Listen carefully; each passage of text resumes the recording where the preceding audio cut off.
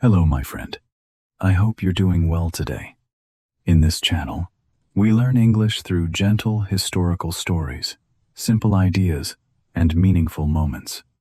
So take a breath, relax, and let's begin.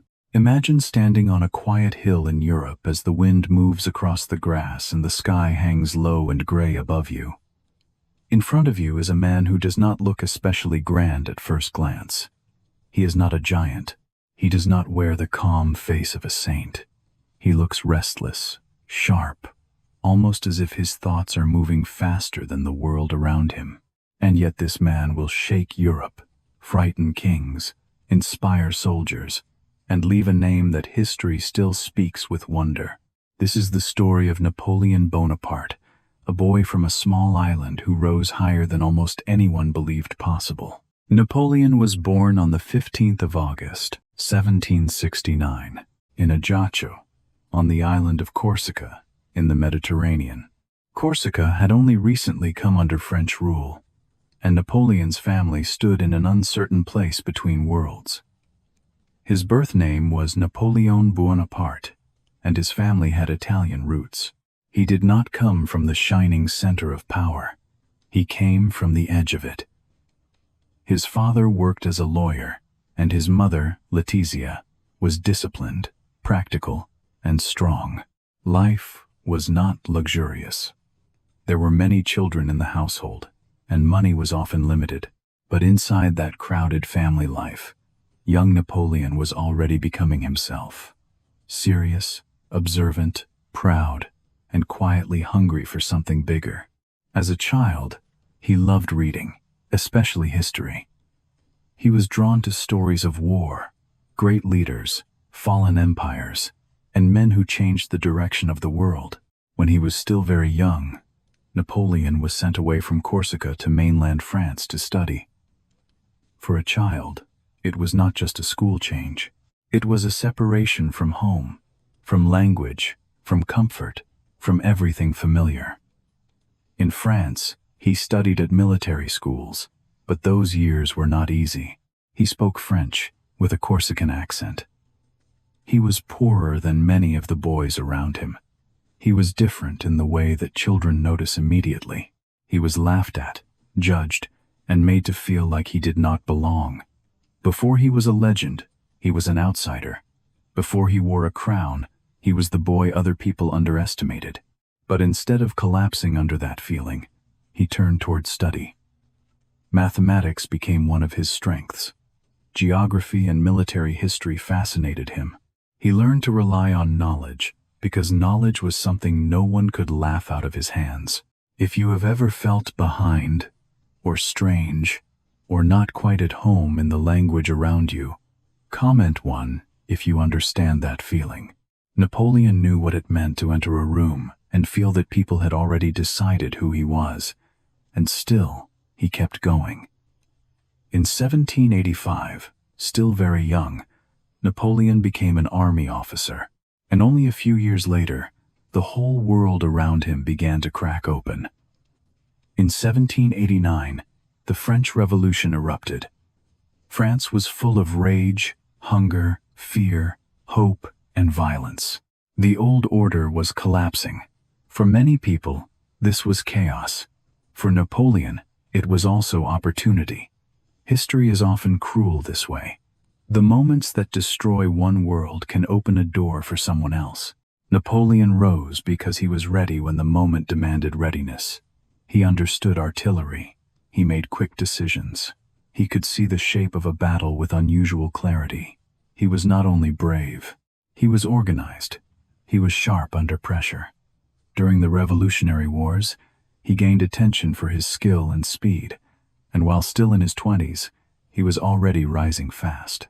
His Italian campaign made him famous. Suddenly, the once mocked outsider was no longer standing at the edge of power. He was walking straight toward the center of it. He inspired soldiers by making them feel they were part of something larger than their exhaustion and fear. He knew how to turn military success into public image, and public image into political strength. Even when his Egyptian campaign failed to bring the lasting glory he wanted, his reputation remained strong enough for him to return to France as a man who still looked larger than life. Then came 1799. France was tired. Revolution had brought change, but not peace. Governments rose and failed. Trust was weak. Stability felt far away. In that atmosphere, Napoleon made his move. He helped overthrow the existing government and became the leading figure in France. From there, he built a new system around himself. He reformed administration, education, and law. So when we remember Napoleon, we should remember both sides of him, the conqueror on horseback and the ruler at a desk. In 1804, he reached for something even greater. In Notre Dame Cathedral in Paris, Napoleon crowned himself emperor. That image has lived for so long because it says so much in a single moment. He did not wait for another hand to define his power. He placed the crown on his own head. He wanted the world to understand that he had risen by his own force, by his own will, by his own design. He was no longer only a soldier of the revolution, he was emperor of the French. For a time, it seemed there was almost no limit to what he could do. His empire expanded across much of Europe. Victory followed victory. His armies moved with speed and discipline that terrified his enemies. Across the continent, he spread not only military force but also reforms, institutions, and legal ideas that would outlast him. Some people welcomed the changes he brought. Others saw only occupation and domination. Both responses were real. Napoleon could be admired and feared at the same time, but there was a weakness hidden inside his greatness. He was brilliant, yes, but he was also increasingly convinced that his will could overcome anything. Success can create a dangerous kind of blindness. When a person wins again and again, they may begin to mistake momentum for destiny. They may stop hearing warning signs. They may believe that the next impossible thing will obey them just because the last one did. Right here in the middle of his story, there is a question that still feels very human. When does confidence become pride? And when does pride begin to lead us somewhere we should not go? Comment A if you think ambition mostly builds a person, or comment B if you think ambition can quietly destroy them. In 1812, Napoleon made the decision that would become the turning point of his life. He invaded Russia with what was then the largest army Europe had seen. On paper, it looked overwhelming, but wars are not won on paper. The Russians avoided the clean, decisive battle Napoleon wanted. They retreated deeper into the land, burning supplies and villages behind them. The French army kept advancing, but every step forward pulled it farther from food, shelter, and safety. When Napoleon reached Moscow, he did not find the kind of victory he had imagined. The city was largely empty, and soon much of it was in flames. Then came the retreat, and with it came hunger, exhaustion, disease, confusion, and brutal cold. The Russian campaign did not simply damage his army. It shattered the image of invincibility that had protected his empire. This part of his story is heartbreaking because it reminds us how quickly triumph can become ruin. Soldiers who had marched east with confidence now struggled west through ice and desperation. Many never made it home. After Russia, the collapse accelerated. Coalition forces pushed against him from different sides. Napoleon was still capable, still astonishing in moments, still dangerous, but the balance had changed. In 1814, Paris fell, and Napoleon gave up power.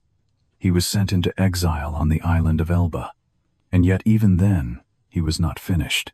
In one of history's most dramatic returns, Napoleon escaped Elba in 1815 and came back to France. Troops sent to stop him joined him instead. For a brief moment, it looked as though history might bend back toward him one more time. But this time the ending was waiting. At Waterloo, Napoleon faced a powerful coalition army, and was defeated for good. After that, there would be no second return. He was sent far away to St. Helena, a remote island in the South Atlantic. There, separated from the centers of power he had once shaken, Napoleon lived out the last years of his life under watch. He died there in 1821, at the age of 51. It is a quiet ending when compared with the thunder of the life that came before it. Napoleon was not a simple hero. His wars caused immense suffering. His ambition brought destruction as well as reform, but to ignore the force of his journey would also be dishonest. He was one of those rare figures who make history feel almost unreal. And still, beneath all the grandeur, one part of his story remains deeply familiar. He began as the boy from the wrong place, with the wrong accent, entering rooms where people thought they understood his limits. He could have accepted that small definition, but he did not. He learned, he observed, he worked. He grew stronger in silence before the world ever called him great. That part matters, especially for someone listening in English, because language learning can also make you feel like an outsider sometimes. You know what you want to say, but the words arrive slowly. You understand part of a sentence, but not all of it. And in those moments, it is easy to feel small, easy to feel left behind. But every learner has a hidden life that the world cannot fully see. Every time you stay with a story, even when it feels difficult, you are building something. Every time you understand one more sentence, one more phrase, one more idea, you are changing. Maybe not dramatically in a single day, maybe not in a way others notice right away, but quietly, steadily, truly, you are changing. That is how real growth often happens. It is good to rise. It is good to dream. But it is also important to stay humble enough to recognize limits, wise enough to listen, and human enough to remember that power without balance can become destruction.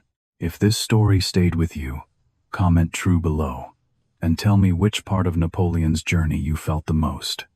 Thank you for being here with me today. Thank you for learning through story, through history, and through one quiet English sentence at a time.